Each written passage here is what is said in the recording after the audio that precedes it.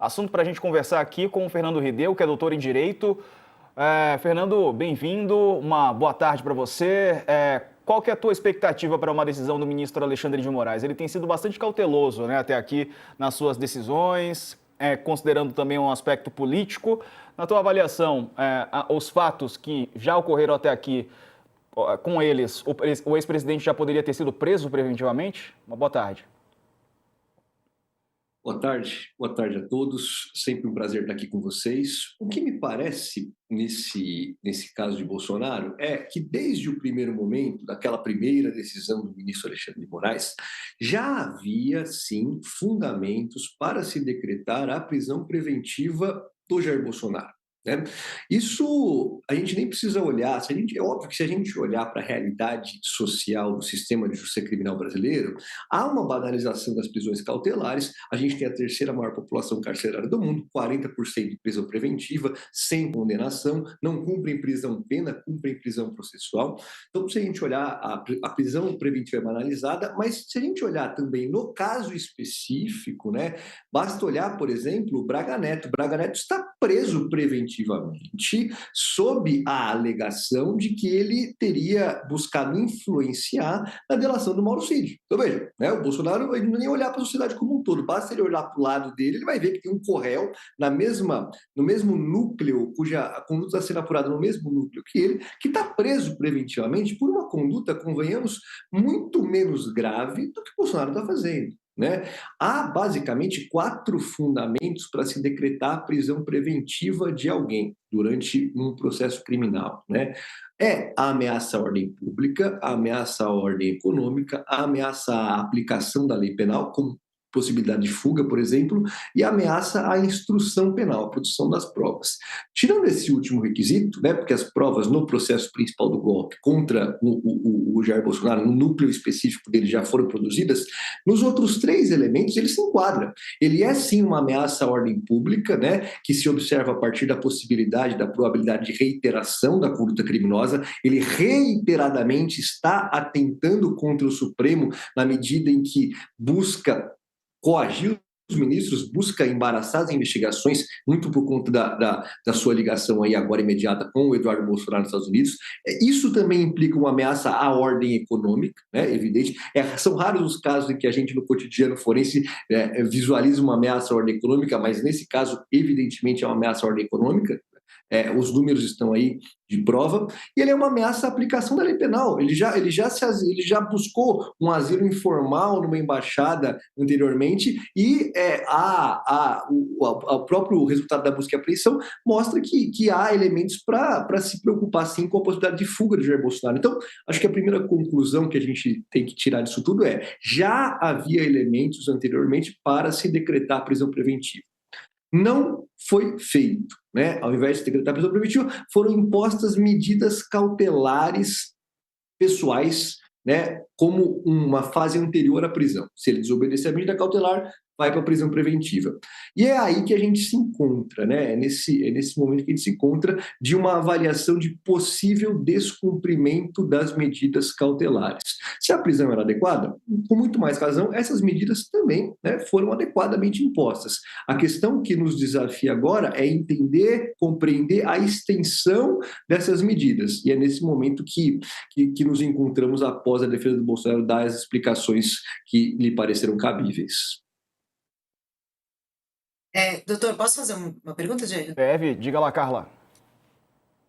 Doutor, o senhor falou agora sobre o ponto que estamos, né? Os advogados do ex-presidente apresentaram ontem os seus argumentos morais, dizendo que eles não descumpriram as medidas cautelares e ficou essa dúvida em relação a essa concessão de entrevistas ou não, né? Porque daí eu entendo que é realmente uma linha muito tênue, né? Sobre uma quase censura, caso ele realmente, né? E não ficou claro na decisão se ele poderia ou não dar entrevistas. Os advogados pedem que Moraes deixe isso claro. É, no caso de Moraes, o senhor acha que é plausível a proibição de entrevistas, sendo bem direta? E aí o Moraes deveria fazer isso de forma mais explícita para que fique claro para o ex-presidente e outros réus até onde vai a extensão dessas cautelares? Bem, não há, então, primeira coisa, né, acho importante dizer, não há na decisão do ministro Alexandre de Moraes uma proibição de se dar entrevista. Hoje não há. Né? Então, dentre as cautelares, as que são mais, digamos assim, convencionais, como tornozeleira eletrônica, como limitação do período noturno e de finais de semana, isso é de muito fácil visualização. Se ele tirar a tornozeleira, ele vai preso. Se ele sair de casa de noite, de fim de semana, ele vai preso. Ok. Tem uma outra, né? Outras medidas também convencionais, proibição de falar com determinadas pessoas, de se aproximar de embaixada, isso é de muito fácil verificação.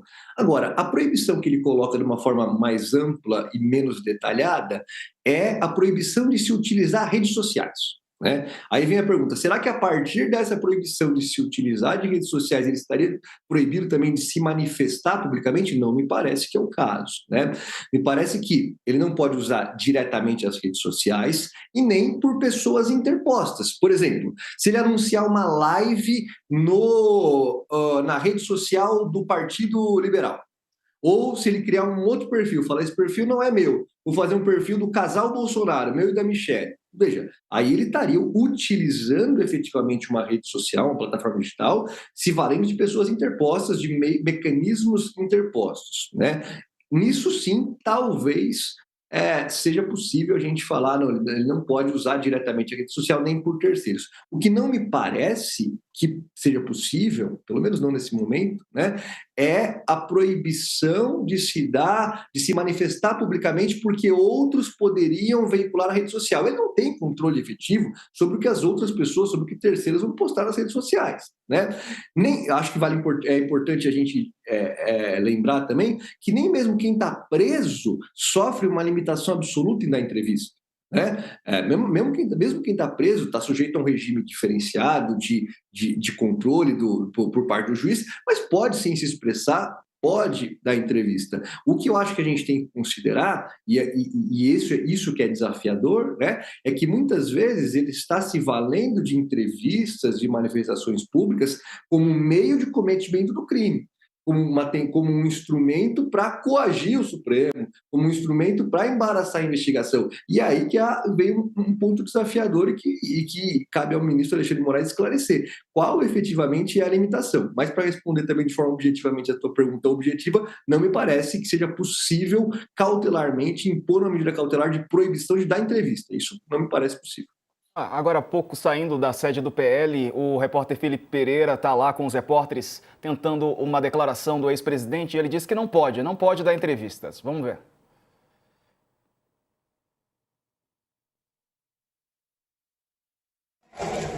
Força, presidente! Força, presidente! Força, presidente! Bom, aí ao final, vamos começar de novo para a gente ver esse momento exato da fala do ex-presidente. Roda aí, pessoal.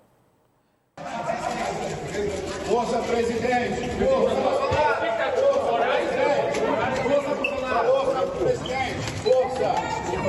Força, presidente! Força, presidente! Presidente, aqui pra gente, Presidente! Um abraço do senhor Vitor Costa. Obrigado. Força! É no comecinho, pessoal. A gente vai conseguir rodar agora ou não?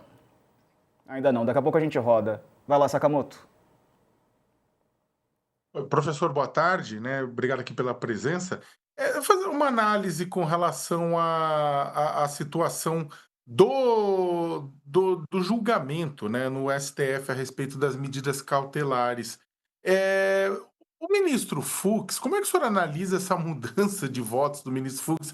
O ministro Fux, durante muito tempo, ele foi punitivista. Ele, podemos chamar assim, ele na Lava Jato, no Mensalão, né? Inclusive, ele teve um momento que ele proibiu a próprio presidente Lula, uma vez estava preso, de dar entrevista. Depois o Lula veio a dar entrevista numa revisão dessa decisão. E agora ele deu uma decisão falando de liberdades, etc. e tal, e não tratou do mérito da questão no que diz respeito aos ataques do Bolsonaro e da família Bolsonaro aos interesses do Brasil no exterior. E aí ele colocou isso, né? E aí muita gente falando assim que ele fez essa mudança, né? Saiu de punitivista para garantista. Como é que o senhor vê essa diferença dos votos do ministro Fux? Eu acho que é bem legal, Léo, que você traz essa diferença, especialmente no caso também da liberdade de dar entrevista, de se manifestar, né? O mesmo ministro que lá atrás, quando o Lula estava preso, cumprindo pena, veja, o Lula estava cumprindo uma pena antecipada, mas ele não estava preso por ser uma ameaça à ordem pública, ele estava preso cumprindo uma pena de forma antecipada e depois ficou reconhecido, hoje não se pode mais fazer, de forma ilegal. Bolsonaro não, Bolsonaro está sujeito a medidas cautelares, ainda não é uma prisão, mas justamente por ele ser uma ameaça à ordem pública, uma ameaça à ordem econômica, né? Então, acho que esse é um prisma que a gente consegue enxergar bem a diferença. Qual o problema, qual era o problema, qual era o impacto na ordem pública do Lula dar uma entrevista quando ele estava preso por conta da Lava Jato? Zero. Né? Ali não tinha impacto nenhum, não se discutia uma cautelaridade nenhuma. Né? Ele estava preso cumprindo pena. Hoje a gente sabe que o propósito ali era político, né? Era de não só inviabilizar a candidatura do Lula, mas inviabilizar a sua participação no processo político. Hoje, né, com relação a Bolsonaro, não me parece que ele seja proibido de dar entrevistas, né, mas ele está proibido dele usar redes sociais e de usar diretamente ou por pessoas interpostas, né, por terceiros nessas redes sociais. Claro que isso é de difícil fiscalização, mas existe um racional por trás dessa proibição. Isso não é uma proibição aleatória, uma proibição arbitrária. Por quê? Porque ele está se valendo das redes sociais, da utilização das plataformas digitais, como meio de cometimento do crime. Como meio de qual crime? Crime de coação, curso do processo. Crime de obstrução de investigação relacionada à organização criminosa. Né? O crime principal que se aponta é do Eduardo Bolsonaro, que ele é o principal o ator, o principal investigado dessas medidas. Bolsonaro, tanto que na decisão que lhe impõe medidas cautelares, o ministro Alexandre de Moraes coloca lá, um dos principais fatos é ele ter enviado dinheiro para o Eduardo Bolsonaro. Então, assim, me parece que as medidas cautelares patrimoniais que foram impostas agora ao Eduardo Bolsonaro, bloqueio de valores, são totalmente razoáveis, racionais, e que as medidas cautelares pessoais podem ser estendidas ao Eduardo Bolsonaro. Então, a postura do ministro Fux, para a gente concluir essa tua pergunta, é absolutamente contraditória. Né? É absolutamente contraditória e não há racionalidade jurídica, não há coerência jurídica nos pronunciamentos anteriores dele, nos pronunciamentos atuais, o que nos leva a diagnosticar aí uma afetação muito mais política do que jurídica nas manifestações atuais. Agora sim a gente vai ver o vídeo completo em que o ex-presidente Jair Bolsonaro fala com jornalistas na saída da sede do PL. Vamos ver. Infelizmente, eu não posso conversar com vocês.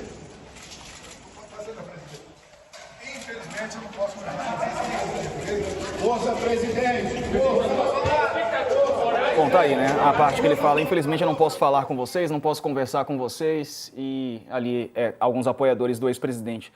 Fernando, eu ia te perguntar também o seguinte, sobre o Eduardo em si, né? Porque a gente tem visto, e falamos há pouco, acho que você estava aí acompanhando, que ele e o Paulo Figueiredo estão dizendo que estão atuando para evitar que a comitiva de senadores tenha êxito.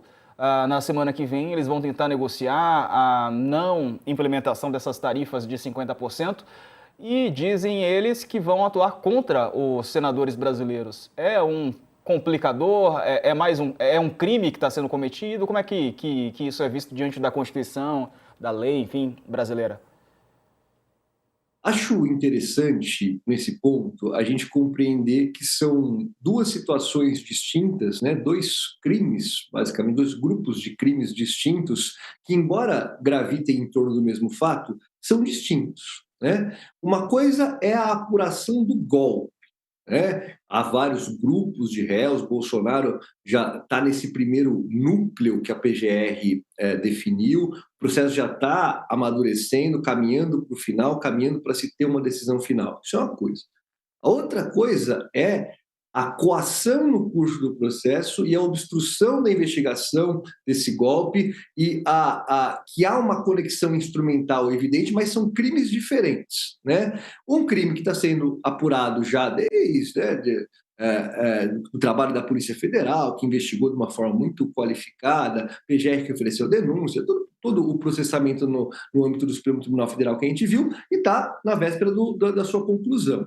Outra coisa é a atuação para obstruir essa atuação do Supremo, né? E o Bolsonaro ele não está preso pelo golpe, veja só, não está com medidas cautelares, não está preso por nada, né? Mas ele não estão lhe sendo impostas medidas cautelares por conta do golpe.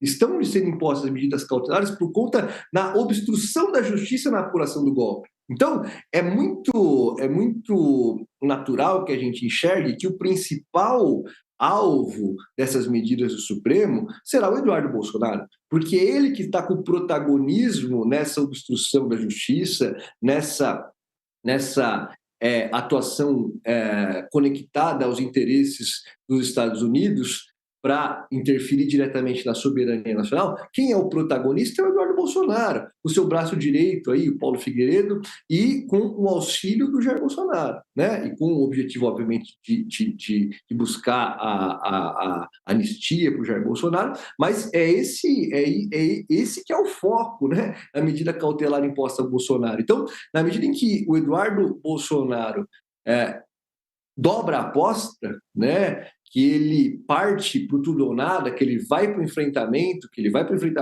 e assume as medidas do Trump como algo direcionadas ao seu pai e bloqueia qualquer, buscando bloquear qualquer atuação do poder legislativo brasileiro, das autoridades brasileiras numa negociação, ele se coloca numa situação de cada vez mais explícita de cometimento dos crimes, de coação no curso do processo, de obstrução à justiça e até mesmo tangencia as raias de atentar à soberania nacional. Perfeito. Fernando Rideu, que é... Eita, doutor em Direito. Quase esqueci, Fernando. Obrigado pela participação. Um abraço para você, meu amigo. Até a próxima. Obrigado. Contem comigo aí. Até a próxima. Até, valeu.